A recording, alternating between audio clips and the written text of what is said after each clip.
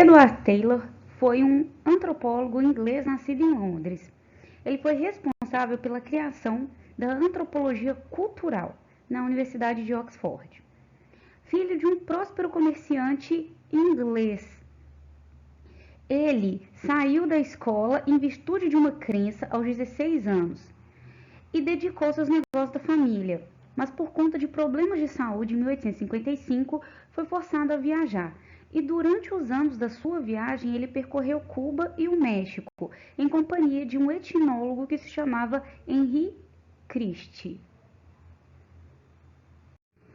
Para sabermos melhor sobre os conceitos culturais de Taylor, vamos também descobrir qual o contexto que o Taylor escreveu sobre ele.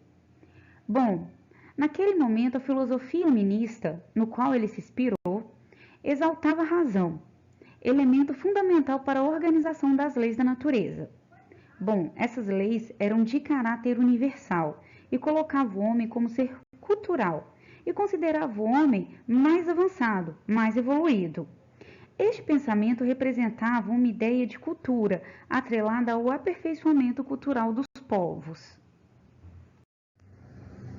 O pensamento iluminista, então assim, comparava o termo cultura ao ser civilizado, uma assimilação ao pensamento lógico.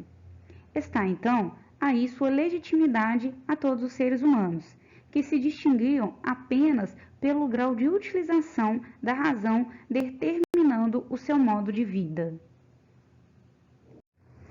Então, para Taylor, o que diferencia a cultura de povo para povo não é a questão biológica, mas sim a questão evolucionista no campo cultural.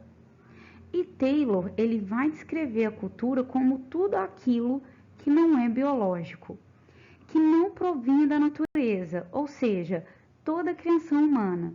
E essa criação inicia-se de forma simples e com o tempo ganha complexidade.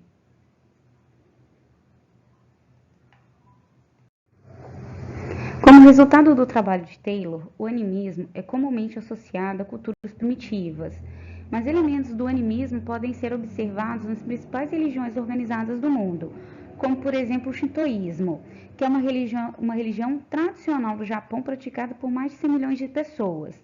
No seu interior, o shintoísmo é uma crença em espíritos, conhecidos como os espíritos que habitam todas as coisas. Uma crença que liga ao shintoísmo moderno a antigas práticas animistas, por exemplo.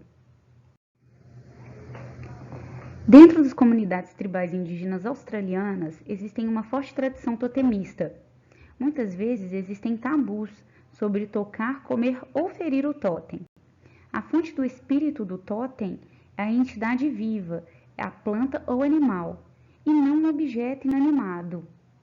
E em contrastes, os inuites, que são os povos esquimós da região ártica do Alasca, lá na Groenlândia, acreditam que os espíritos podem possuir qualquer entidade, animado ou inanimado, vivos ou mortos. A crença na espiritualidade é muito mais ampla e holística, pois o espírito não é dependente da planta ou animal. É a entidade que depende do espírito que vai habitar o local. Então, para Taylor, o mundo ocidental culturalmente é um mundo mais evoluído. Inclusive, porque naquele momento, no século XIX, a Europa ela estava com a política imperialista de dominação sobre a África e a Ásia. Então, não é de se espantar que o posicionamento dele seja achar que a cultura europeia fosse a melhor cultura que a dos outros povos.